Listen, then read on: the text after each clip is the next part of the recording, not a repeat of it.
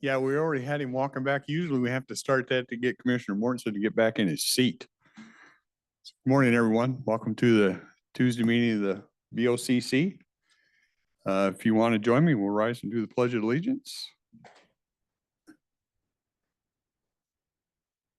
I pledge allegiance to the flag of the United States of America and to the republic for which it stands, one nation, under God, indivisible, with liberty and justice for all.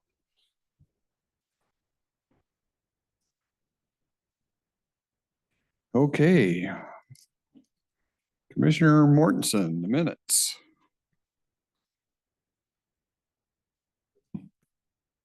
Good morning. As usual, I reviewed the minutes of the activities last week, and I just have one complaint. I don't have to change much these days, and that makes me feel kind of useless. But anyhow, I move to approve those minutes. Okay, we have a motion to approve. Any questions, comments, corrections? Okay, seeing none, we'll call for a vote. Those in favor? Aye. Aye. I'll run through the consent agenda with you. We do have just as a note, we have a public hearing at 9:30 today, so we'll just be cognizant of that. Consent agenda, call for bids. We're doing a call for bid for the tarping we use up at the landfill. Is for reinforced polyethylene geomembrane. And that call for bid is scheduled for September 11th at 1:30. We have a resolution rescinding resolution number 23-050 and continuing relationships with Washington State Risk Pool. Basically, we have a new risk manager, so the old risk manager is being taken off and the new information is being updated. So that's kind of the nuts and bolts of that transaction. Correspondence, affidavit of posting resume for the month of July. All our minutes have been posted. Notice from the Service Transportation Board dated regarding decision with the Patriot Woods Railroad abandonment exemption in Cowlitz County. I think the gist of that was Patriot didn't go through the right process, so they're telling them to go back and do the right process. I think they were okay, but they lapsed on the time requirement right at the end, so. Well, the interesting thing is that the mileposts are from Ostrander East into the Mount St. Helens Railroad. And it was interesting as we were going through that at the very beginning and reviewing all of the underlying landowners on whether or not we can abandon and the underlying landowners get the property back, or if we're going to maintain it as a land bank. The land was owned by Weyerhaeuser, and they said no to rails to trails for that section east of Ostrander. And so we stopped dealing with it, and we focused on from Ostrander to 32nd Avenue in Longview. Yeah. The county has since withdrawn from that whole project, but we're still on the mailing list, so we get the updates. Yeah. Letter dated 8/20/24 to Matthew Patterson, reappointing to the Building and Planning Advisory Council, 4-year term that expires end of July 2028. And a letter to Tim Wines, appointing him to the Building and Planning Advisory Council. He represents Commissioner District 1. This 4-year term that expires into July 2028. A large amount of vouchers this week because we haven't seen any really in the last couple of weeks. So we've got a large amount coming through, $11,858,551.51. And that's it for consent agenda. Any questions, comments on it? I wanted to share that the first item, the polyethylene geomembrane, is an interesting requirement on the operation of a landfill. As you can imagine, as you have garbage that is decaying and producing methane gas, as well as rotten juice, I guess, for lack of any better thing, you want to make sure that that stuff does not leak out into either the atmosphere or into the groundwater. So we have an extensive pipeline system to collect the methane gas. And also what we call it leachate, and the leachate gets collected. But in order to keep it away from the rainfall and getting into the ground, we have this membrane that we have to secure on the areas, the cells that we have filled up. And it's a pretty elaborate scheme because that membrane has to be weighted down, and there's a whole complex network of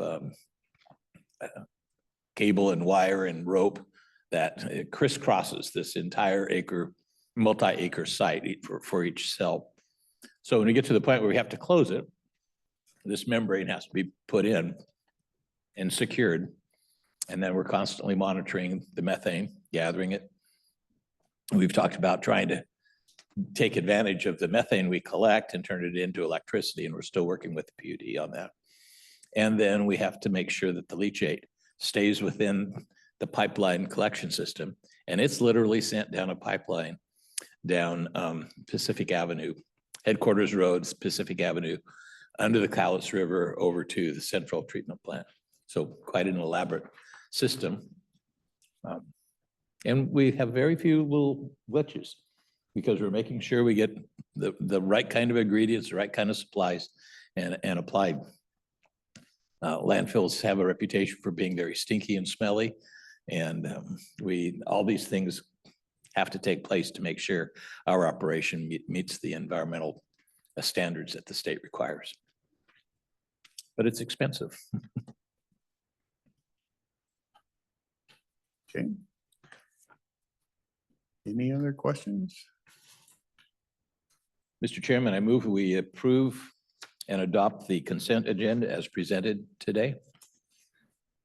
Okay, we have a motion on the floor to approve. Any questions, comments?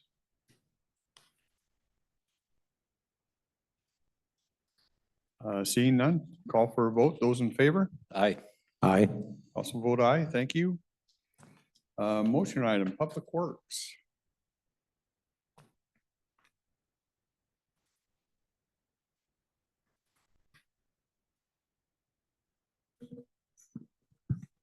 Good morning, Susan Eugenius, County Engineer.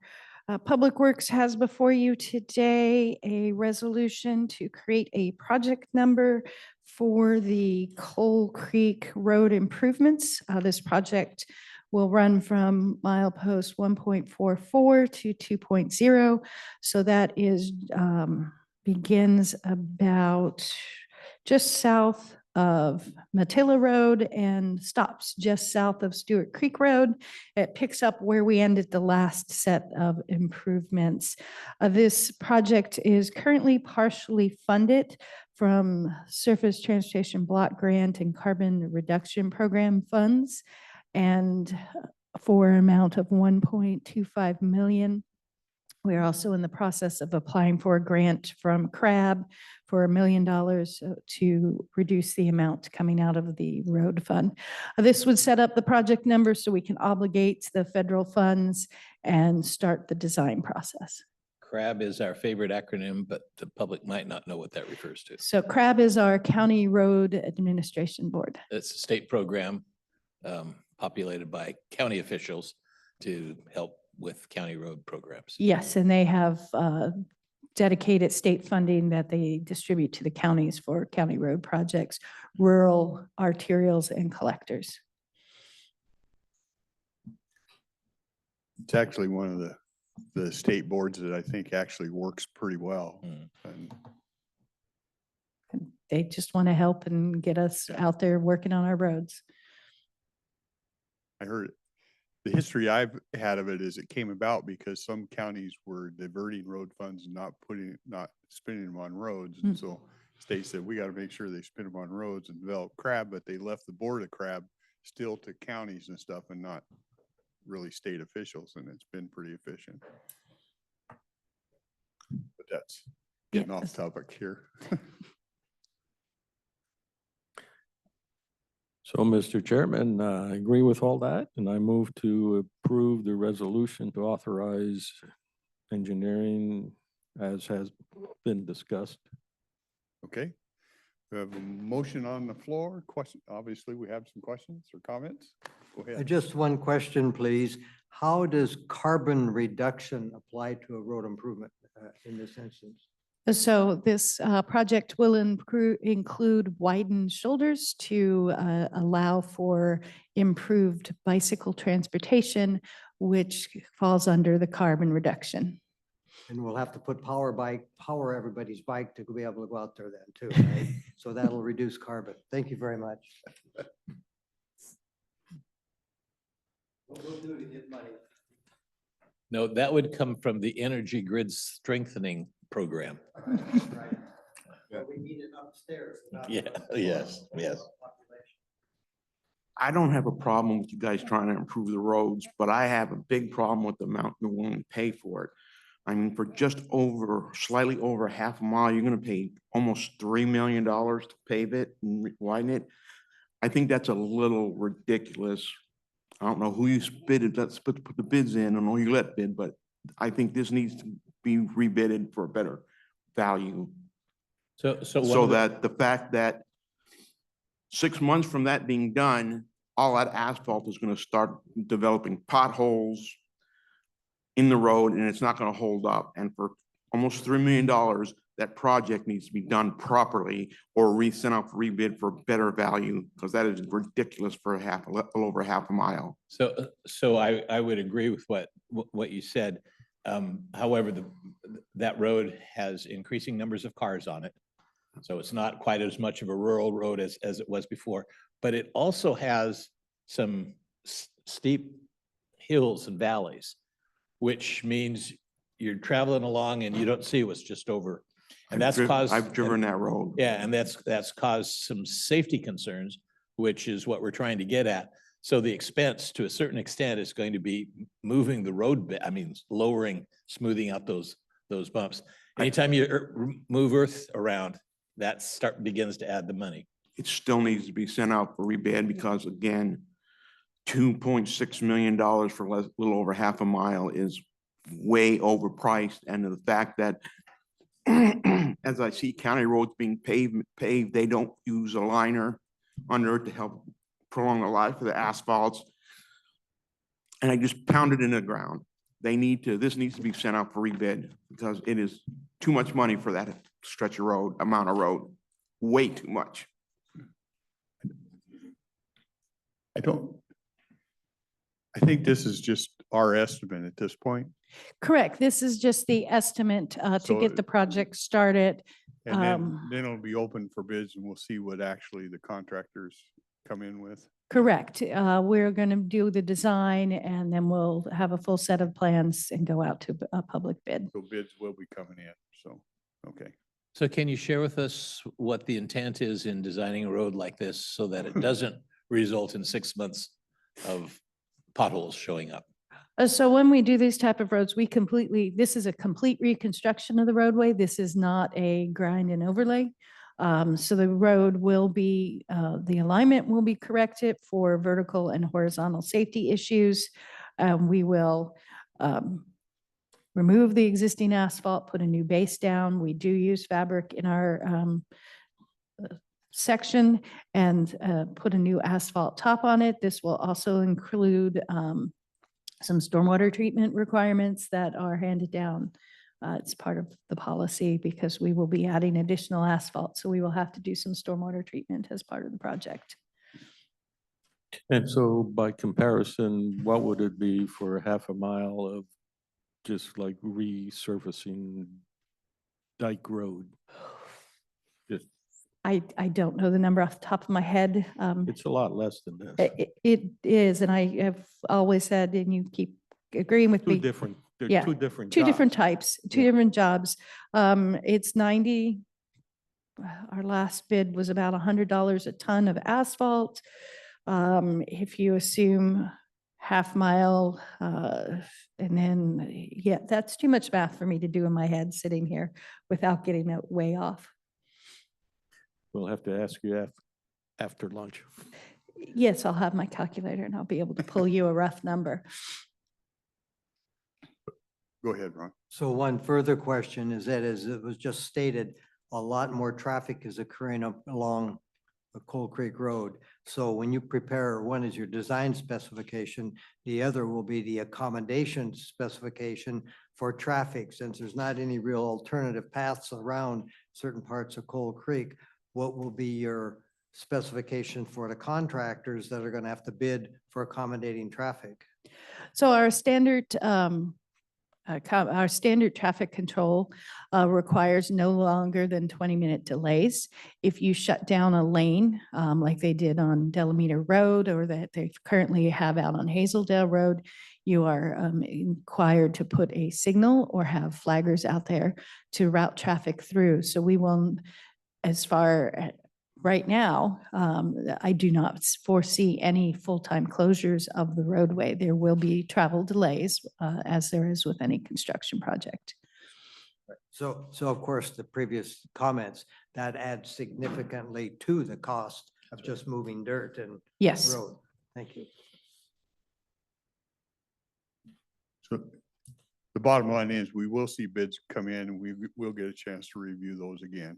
Yes, So- we will be So bidding. We're not done with this project. We're just kind of putting it in motion so we can get bids. Yes, I would anticipate 2 years before we would go out to bid, just based on timing of permitting and the dollars coming in. No wetland problems that you know of right now. Not that I know of right now. That's always one of the big surprises. Yes. Okay. Any other questions? Comments? We have a motion, so I'll call for the vote on it. Those in favor? Aye. Aye. Also vote aye. Thanks, Susan. Thank you. We got a couple minutes before 9:30. We'll open that up. One real quick thing. I have canvassing board today at 1, which the chairman needs to be at, so I may miss some of the afternoon meetings till that's done, and I'll be back in. So, public comments, go ahead. Thank you, Rick. Public health was a big part of today's meeting at 10 o'clock, and I'd like to comment on that. I would like everybody to remember August 31st, 2021 in this very room. Arn was here, Dennis, I believe you were Zoom, and Rick, I'm not sure where you were at. But we had standing room only. We had 4.5 hours of continuous testimony. And this whole meeting had to do with informed consent and medical freedom. The citizens were successful in stopping forced masking and vaccines for that portion of the county employees which worked directly for the county commissioners. And we had unanimous support from Gardner, Weber, and Mortensen for that main proclamation.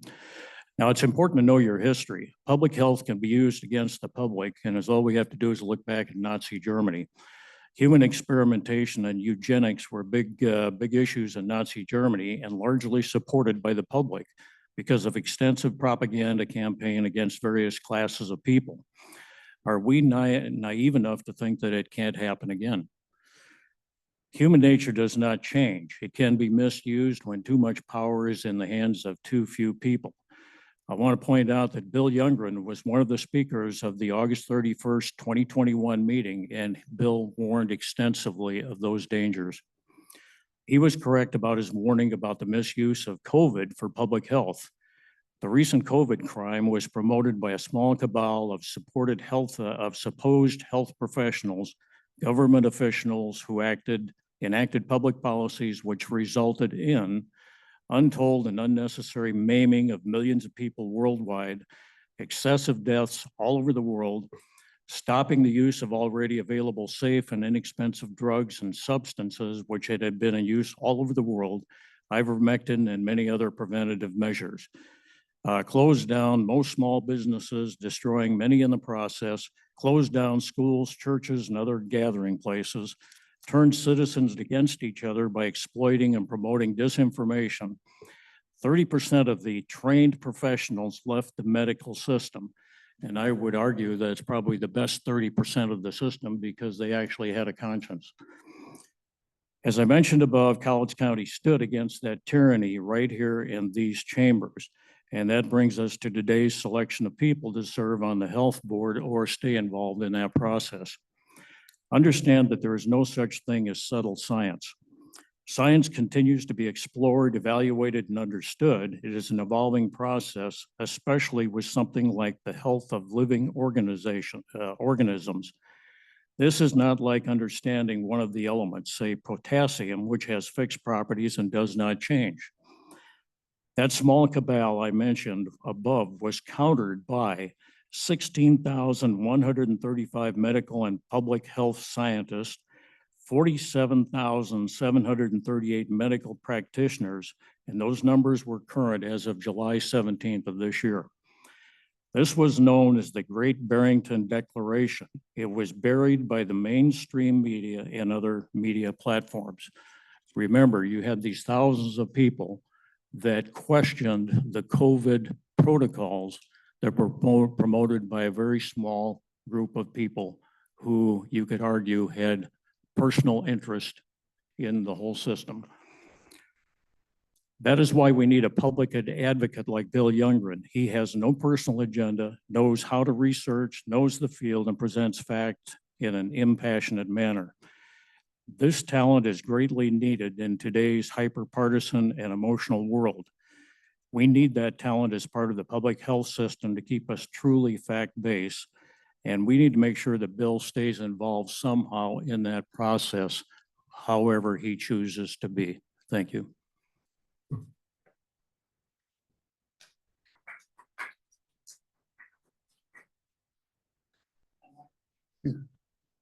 We got about 5 minutes. Anything else? I will note tomorrow, Wednesday, at our workshop, our 2:30 workshop, we have Community Mediation Center and the Youth Residential Treatment Facility. The plan that we had a look at, and there's been questions about that, so we will talk about that tomorrow, and that's on our agenda for 2:30. So I know there's been some questions and interests. That'd be a good one to attend and see what we have at that point in time.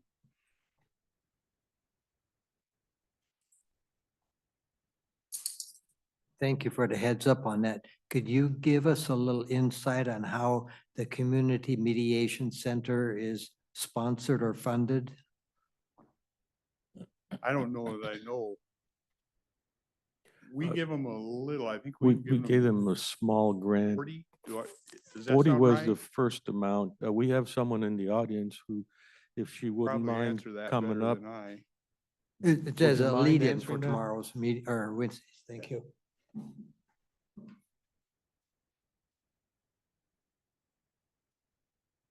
Didn't know we were gonna drag you up here, huh? No, I didn't.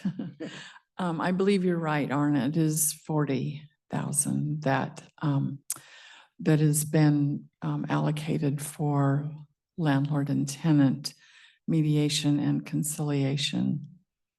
And So that's one part of the programs.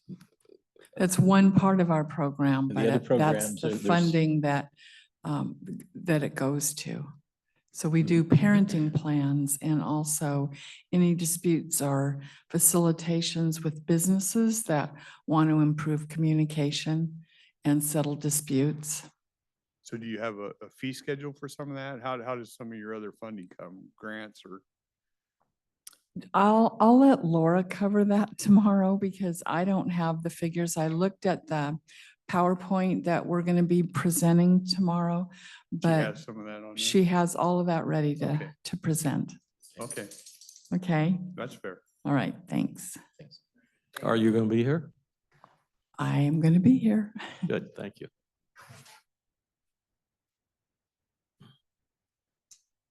Mr. Chairman, I do want to comment on Mr. Crosby's comments only to the extent that I'll be curious to see if we get punished by YouTube.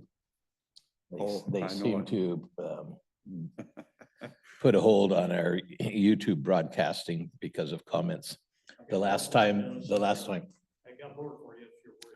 No, I'm not worried about it. I just, people who may be depending on YouTube might wonder what happened to us. And it's one of those irritating things we don't have any control over. My public appearance would be that if you are not being banded or something by YouTube, we have to treat it as a badge of honor these days. Okay. You know, that, At least it doesn't cost us anything. Yeah. that reminds me of a comment from the friend I mentioned was from the former Soviet Union. I asked him at one point in time, how did the people in Russia know what was true? And they said, well, if it's printed in Pravda, they knew it wasn't true.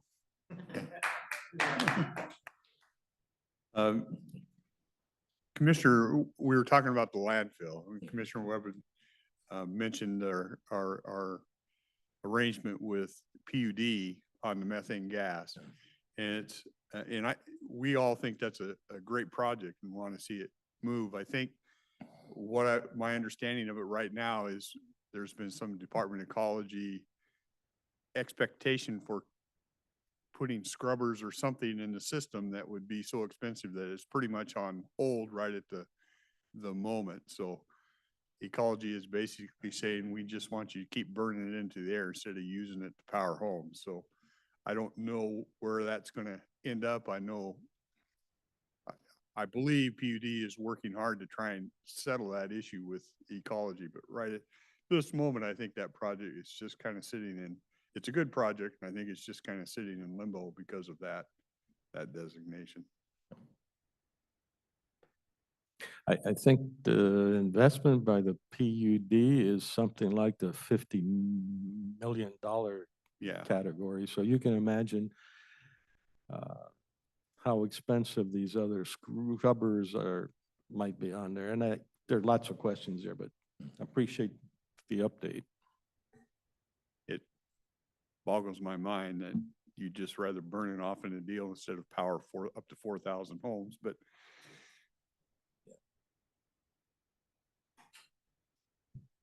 okay, we're about, I think we're real close.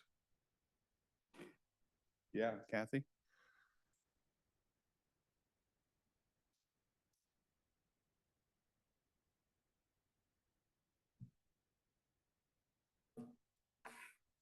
Good morning, Kathy Funk Baxter, Finance Director. We have a budget amendment for the 2024 budget and the request to create a new fund that would allow us to establish an enterprise fund for the Cowlitz County Cafe Food Service that would be located at our Hall of Justice building. And it is the recommendation of our office, of the Office of Financial Management, to approve the amendment for this budget amendment. And it requires $10,000 that would be transferred from our general fund in order to initiate the ability to start buying supplies and equipment, and then to also provide revenue budget and expense budget for the food operation, as well as amending our professional contract line for our opioid fund expense to help us fund a feasibility study for the juvenile detention center. And then also a correction to our IT technology expense fund balance, increasing that by $40,000. So that's the extent of our budget amendment we're presenting today. Cafe, we haven't had any service over there since, was it COVID it shut down? Was it Yeah. before that? It was COVID. It was shut that COVID down. that shut it down. So we're trying to put that back in. I know there's been a team working hard on and pretty much scoured the budget. We think we can operate that. We're not looking for big profits. We're just out looking to cover costs and stuff like that, right? Right. And all the equipment, predominantly most of the equipment is already there and operational there in the Hall of Justice. Yeah, that should help the public also. That's the one location where we know the public has to congregate. Right. It's to serve the public in that building as well as to provide, when necessary, juror meals for when they're sequestered. Yeah. So those would be the two primary benefits for this cafe operation. So the $10,000 is coming from the ending fund balance for the general fund, which is almost $6.5 million that we expect to have set aside. It might be Correct. more, it might be less. And we then look at our ending fund balance towards the end of the year to determine how much of that then gets transferred to that rainy day fund, To the budget stabilization fund. right? Mhm. And Correct. the use of that money requires unanimous Approval approval by the by this board. commissioners. But this transfer is relatively small, 10,000. The business itself, we'll talk about in the next item. So we have an idea of what the full business is. But I think it's also interesting that I think this is the first time that we have done something with all of the money that's coming into the county to address the opioid problem. And we've talked about it before. We've had about 3, there may be a 4th one now, lawsuits against Big Pharma. And as they settle, Calais County gets a portion, all the counties in Washington State get a portion. And it's being set up to make strategies available to try to address the opioid addiction problem that the courts have said were the result of overselling the health benefits of opioids. And one of the ideas we have tossing around right now is perhaps the residential facility for youth in our juvenile center, which is now largely empty. It just, it's just, we're lucky if we get a dozen guests overnight. Right, And the capacity is for much greater than that. So it's a way of looking at resources, trying to make a change in the program with the resources that we have available and see if there's something that we can do to help address the needs for the youth. We looked at maybe having it for older adults, and there are some pretty strict prohibitions against mixing adults and juveniles in that center. So this would have to be a youth center. But we haven't made a final decision. We're looking at it. We're going to get that report from a contractor that has studied it and see what's involved. Again, these are one-time only dollars. So it'll be pretty difficult to say we could fund an entire program. But if we build it, the state may have the funding to do it. So we're looking at all those other things. And then the last thing in this budget amendment is an adjustment to the IT budget. And share with us a little bit about the grant that they received. So in a previous budget amendment, we corrected a transfer in from the auditor's office, predominantly from the recording fees to help with archiving documents for the county. And we use a system called Laserfiche to do that. And so they support providing funding from the auditor's office to the amount of $40,000. We recorded that on the last budget amendment, but we are correcting that we didn't pick up that we needed to increase their fund balance by this $40,000. So the auditor's office got a grant from the state for archiving.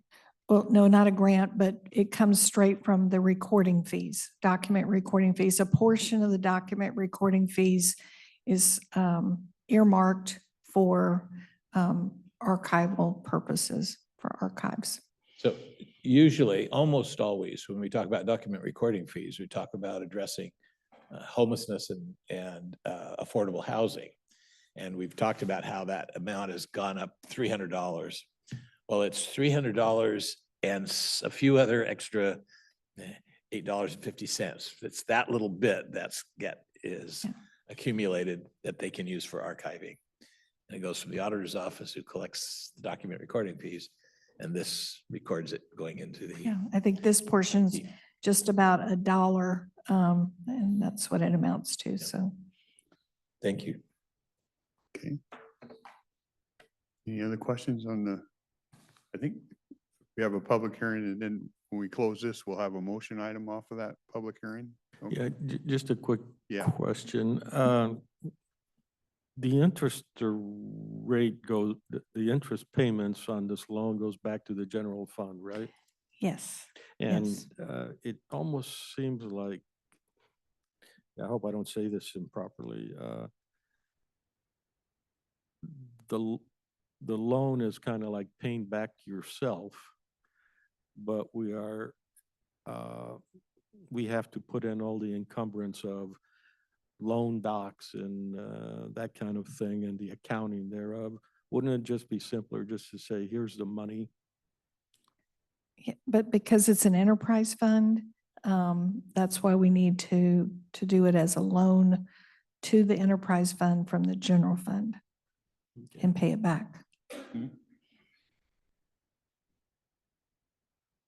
I'm always trying to find a simple solution if the dollars, I mean, the amount of interest we'll make will probably barely pay for the amount of effort involved. Yeah. Yeah. It's a very short-term loan. It would end up being paid for by, Oh, yeah, what's the amortization life on that? it would be repaid on or before December 31st, 2025. So basically, it's a little over. That's my it's- case. Yeah, it's to provide cash flow for the operation that hasn't begun yet.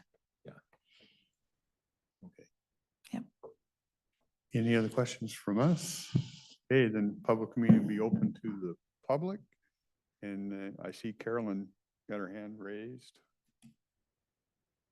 Just a great opportunity. Dennis, he was absolutely right about the recording fees. However, I did want to add that as we continue to scan and index our archived records and add to our online Laserfish pool, we did receive another grant. So we had previously received $50,000 from the state archives, and we just recently received another $50,000 to continue that project. So you guys were already talking about it, so I just wanted to make sure that I pass that information along.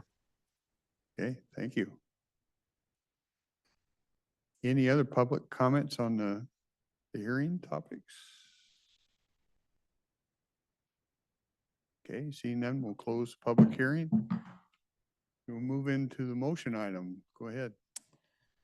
Mr. Chairman, I move that we approve the resolution amending the 2024 county budget to establish a new enterprise fund, the Cowlitz County Cafe Food Service, related to the operation of food services located in the Hall of Justice building, and additional changes as outlined. Okay, have a motion on the floor. Comments, questions?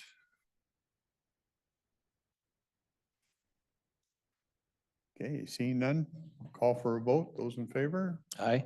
Aye. Aye. Thank you. Okay. Then we'll do the motion for the loan. We just approved it. Oh, okay. You're good to go. Okay, I'm good to go. You're good Thank to- you. Well, I think we have one more motion to go, though. We have to officially establish the loan.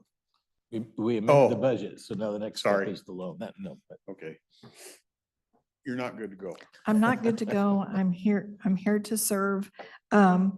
So the cafe operation requires a $10,000 loan to meet the short-term cash flow needs for a new operation, getting started, buying some supplies and some small pieces of equipment. The loan would be $10,000. It would be from the general fund.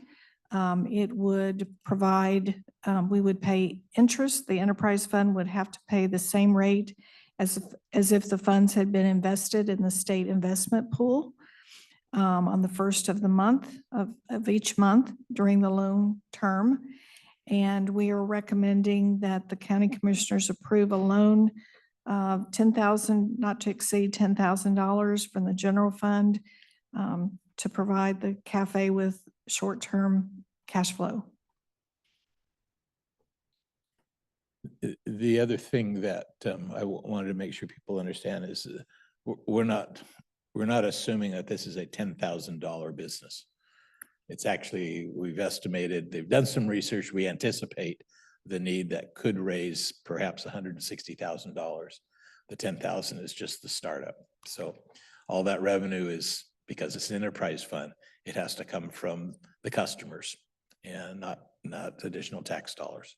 Right. This is an enterprise operation. We'll be selling merchandise, drinks and prepackaged food materials, items.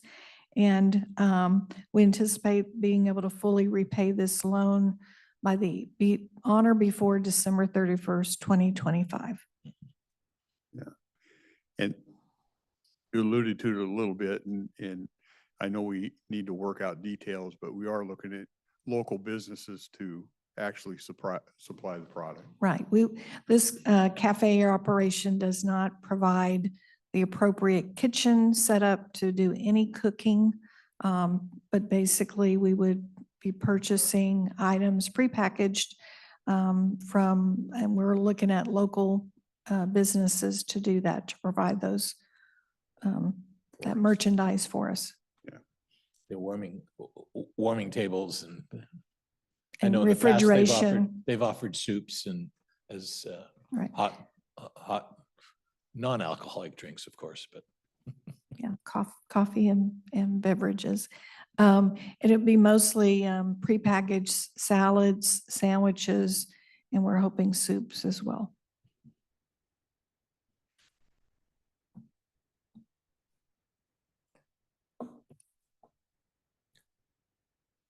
Mr. Chairman, I move we approve the loan as has been described. Okay, we have a motion on the floor to approve. I almost let you out here, didn't I? Questions, comments?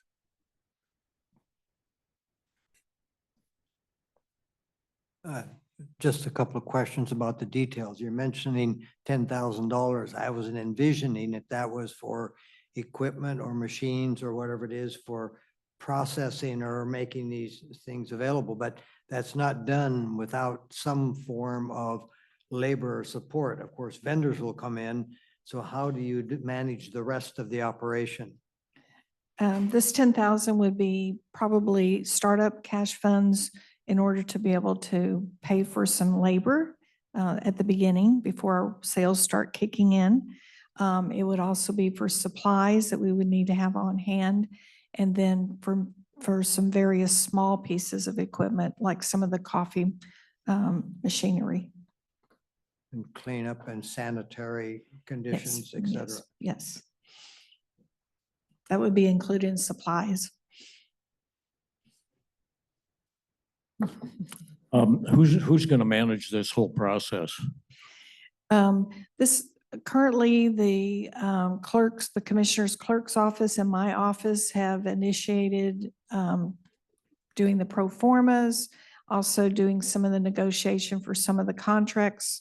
And so we would be initiating that to begin with. Okay, So- in my mind, there's got to be some kind of a program manager that manages all the details and everything else. Is that a current employee or is that somebody new?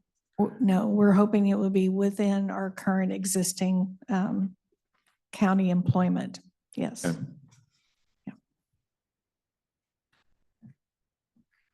We're Have somebody in anticipating the mind, work. we just haven't voluntold them yet. Yeah.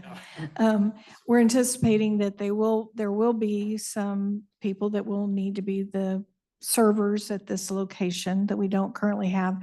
But we would like to do it through a temporary agency because really this is a pilot program and we really want to make sure it's up and running and it performs well. So we're not looking to hire anybody to start off with. We want to just employ temporary workers through a contract agency to be the servers. And they would work around 19 hours a week. Okay. Any other questions?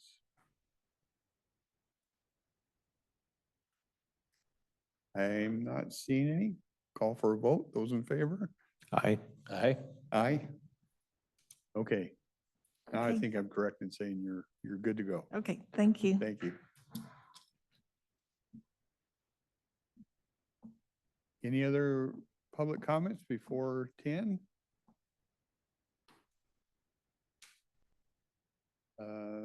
See, go ahead, Ron.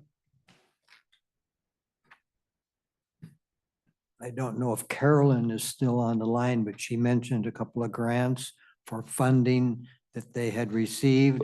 Well, I'm quoting a little newspaper in Eastern Washington. State funds $2 million to county election officers, offices to bolster security. So $2 million has been awarded to 29 election offices with the final calculations to come. This is the third year of the program. In 2022, 1.57 million was awarded to 25 county offices by Secretary Hobbs. So I don't know if that's some of the grant or funding that Carolyn was talking about, or if we've even participated. We have her here, so she can answer that for you. Thank you, Rick. Yes, the county did participate in those grants, but the grant that I spoke about a few minutes ago is separate. That's for recorded documents and it's from state archives. The grant, the press release that you are reading is specifically funding for elections and security. Cowlitz County did partake in that. We used the funds. In fact, we just got our final approval because the funds are released in 3 separate installments over the years. So we got $80,000 per county for 3 successive years. So the first 2 years, we have used that funding in IT to purchase a redundancy in our, I'm not an IT technician, but a redundancy in our security network switches, which are extremely expensive. So we couldn't do that in just 1 year. So we've been kind of building this additional security over the last 3 years and just moved into our final phase this year. Literally just got approval for the final phase of that $80,000 last week, actually. So that press release that he's seeing is very timely.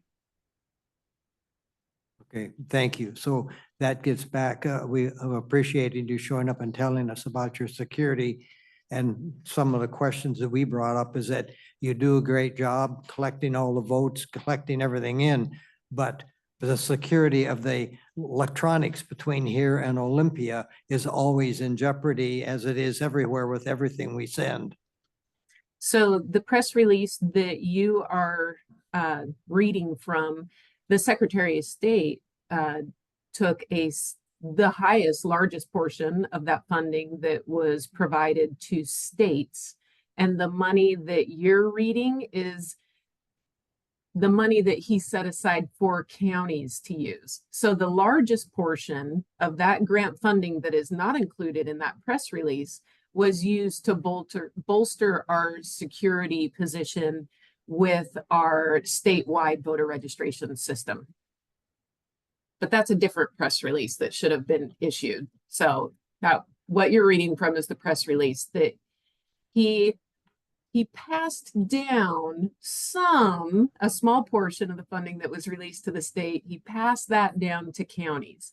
But there probably should be a press release from the state's office about the amount of money that the state was awarded to bolster security as well.